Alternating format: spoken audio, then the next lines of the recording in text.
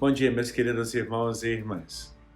Hoje celebramos a memória da primeira santa brasileira canonizada. Sabe de quem eu estou falando, não é? Estou falando de Madre Paulina. Por isso, permita-me hoje fazer uma reflexão sobre esta santa que pode marcar para nós um caminho também de santidade. O nome dela era Amabile. Assim ela foi chamada e batizada. Veio ainda pequena para o Brasil, nascida na Itália, e migrou com os seus pais no final do século XIX e foi morar em Nova Trento, Santa Catarina. Desde pequena, ela mostrou um grande desejo de se consagrar a Deus. Aparecia ali a sua vocação e o desejo de viver a caridade, especialmente pelos mais necessitados. Ajudava as pessoas pobres e enfermas em seu pequeno vilarejo. Os italianos que migraram para o Brasil naquela época sofreram muito no início, até porque chegaram aqui imaginando que encontrariam uma coisa e encontraram outra. Tinha acabado a escravidão e eles vieram como mão de obra para começar um trabalho e sofreram muito, abandonados. Viam justamente nesta jovem o amor misericordioso de Jesus.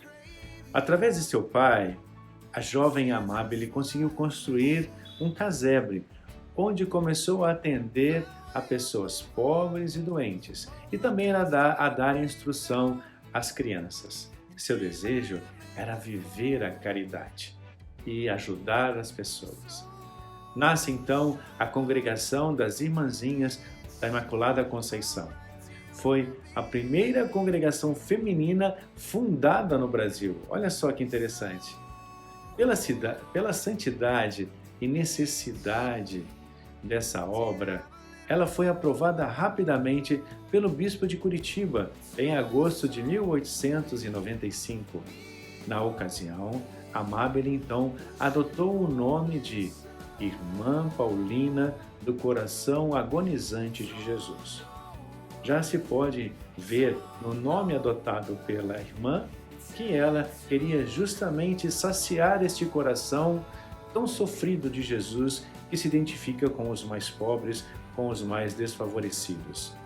Apesar da pobreza que ela vivia, muitas jovens se sentiram atraídas a consagrar suas vidas pelo exemplo de santidade de Madre Paulina. Isso me chama muito a atenção porque a santidade sempre chama a atenção. A santidade sempre é cativante.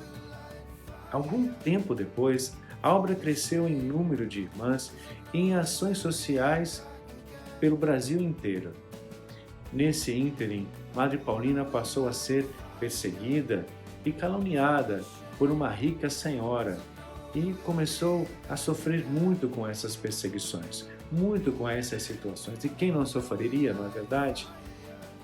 Esta mulher ajudava nas obras, mas a perseguição foi tão grande que em 1909 o bispo Dom Duarte destituiu Madre Paulina do cargo de superiora da congregação que ela mesma tinha fundado. Imagine-se então a dor de Madre Paulina ao ver a sua obra distante dela. No entanto, e apesar de tudo isso, colocada para trabalhar em Bragança Paulista, Madre Paulina deu um exemplo incrível de obediência e de fé. Acatou a ordem do bispo e foi viver em Bragança Paulista, e mesmo que em lágrimas de dor, viveu como havia pedido o seu bispo. Na ocasião, ela disse: "Meu único desejo é que a obra da congregação continue para que Jesus Cristo seja conhecido e amado por todos." Não é bonito? É difícil, não é? Obedecer, deixar de lado a obra que você mesmo fundou? Pois ela foi capaz de fazer isso. Aí está um sinal da santidade de Madre Paulina, que no exílio sujeitou seus trabalhos mais humildes e pesados, sem murmurar nem reclamar, mas entregando tudo ao Senhor. É quando nós temos que renunciar às coisas que mais amamos que mostramos realmente que amamos a Deus e o colocamos acima de todas as coisas, até mesmo dos nossos próprios sonhos, das nossas próprias motivações, daquilo que achávamos que era o nosso plano e o plano de Deus, e de repente tudo muda e somos capazes de oferecer um grande sacrifício, renunciar a esses nossos planos. 9 anos depois, ela retornou para a congregação pelo mesmo bispo que percebeu o erro que havia cometido. E ela foi colocada, então, junto com as jovens religiosas da congregação. Sabe para quê? Para servir de exemplo para toda a comunidade. Ela era já um grande exemplo de fé, humildade, responsabilidade, obediência e caridade. Em 1938, ela iniciou um período de muitos sofrimentos físicos. Sua saúde foi decaindo e cada vez mais debilitada por causa de uma diabetes. Essa diabetes, infelizmente, levou a Madre Paulina a perder um de seus braços, tendo que amputá-lo. E também ela acabou ficando cega por causa da diabetes. Mas nunca, em nenhum momento se ouviu Madre Paulina reclamando e maldizendo por causa das coisas que aconteciam com ela.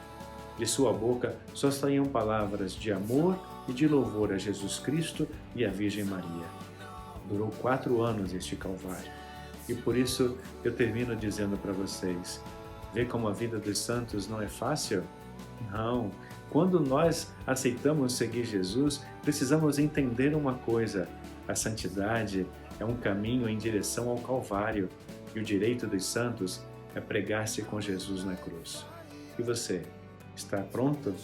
Está pronto para seguir o Senhor a caminho do Calvário? Porque é lá que vamos alcançar a santidade e a salvação.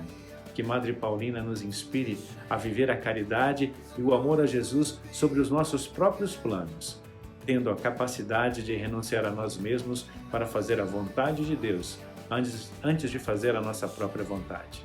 Deus te abençoe e um bom dia para você.